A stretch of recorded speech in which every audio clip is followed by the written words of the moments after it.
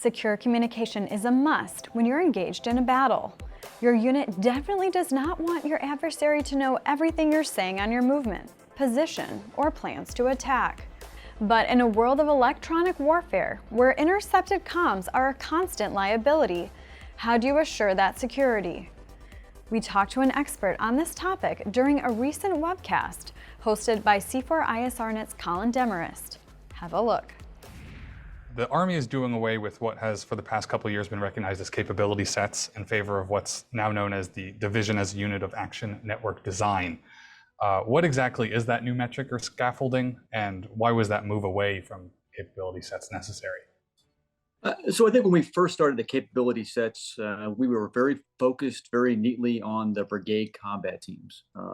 At that time, the brigade combat teams were the center of the Army's fight. They were organized and structured to be fully self-sufficient. And our initial step into delivering some of the network capabilities when we made that paradigm shift was very hardware-centric. So the capability sets kind of became a 2-year cycle, and we're largely focused on hardware, tactical radios, some physical boxes they could touch, and then also very centered on that, how the brigade fights. As we shifted the Army shifted to a large-scale combat operations. We saw that the division as a center of the fight brought a different paradigm, a different need. So we had the baseline set. We had the hardware, the technology to physically make things work. Now was the right way to organize and integrate it. So as they shifted the paradigm of how the Army fights in large-scale combat operations to the division, seemed like the right time to make the shift in how we manage the network. Keeping the benefits of the technology we brought out in the Cape set, but shifting the paradigm and how we manage that to support that parallel how the division fights as a unit of action. And so how will this affect the rate at which networking and comms gear is upgraded, tested, and then ultimately, given to soldiers out there in the field? So hopefully it accelerates it. And I think what we'll see is some things will still be a little bit cumbersome. Doing hardware, doing highly complex systems usually requires both the budget cycle, the testing cycle to align. But I think we'll start seeing a lot more, especially in the software world. We'll be turning out things in less than a year. A great example of that in concert, our program manager for Mission Command Applications and the Army Interoperability Task Force and the Army Artificial Intelligence Task Force. That was a great thing.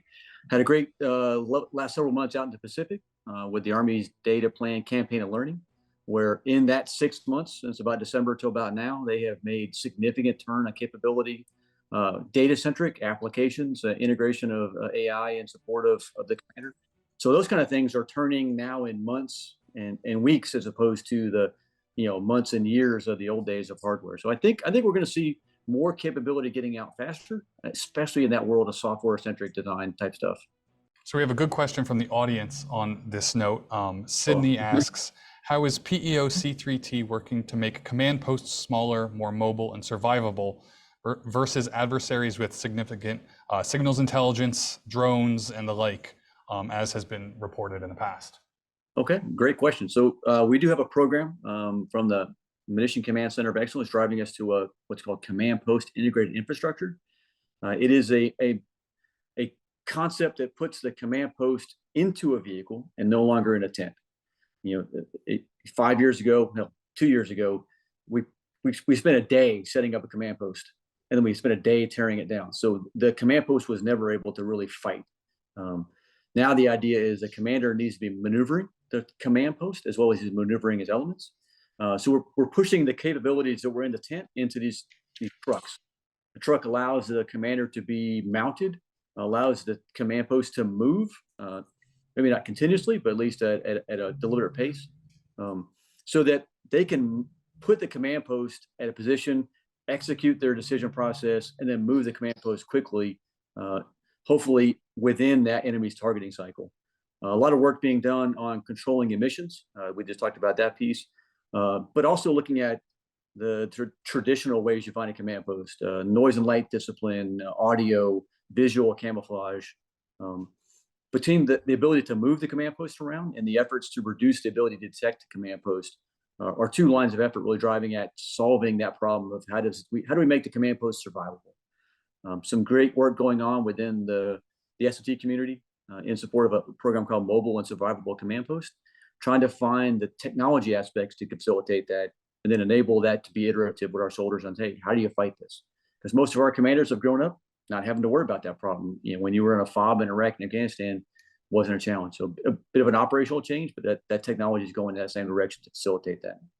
So I was at Fort Myer the other day for a networking tech demonstration, and a lot of the chatter was about this idea of mobility.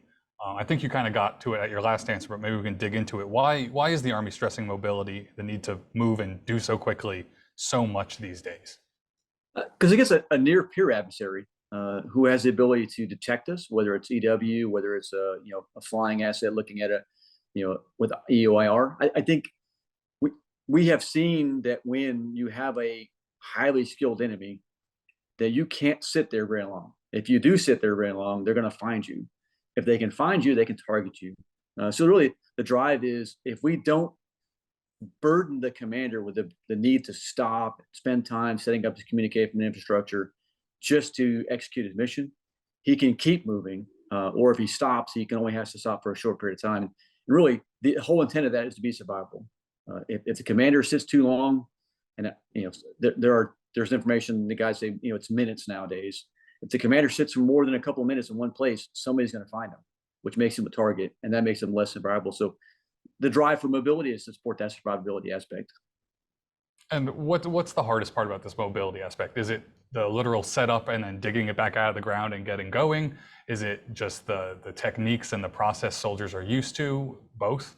I think there's a couple aspects. One, a lot of the capabilities we provided were just off the shelf infrastructure, and hey, I take a big satellite dish, gets me great bandwidth, but hey, it takes me a couple of minutes to an hour to set it up. That's what we gave them, because that's the fight we had a while back. So shifting away from that to more mounted capabilities, a lot of the high throughput, low latency capabilities that come with the low Earth orbit satellite infrastructure, and that emerging technology gets the capability to put small things on vehicles so they can move around. But it's also the ability of the commander and giving him the right tools, so when he's in a mounted environment and he's moving around, he can operate. And I think of it, how many times have you tried to type on a laptop while driving down the highway? It's kind of hard. It's kind of hard to even see the screen. So it's both the communication infrastructure, but also the applications and the tools that we give them to be that maneuver fight.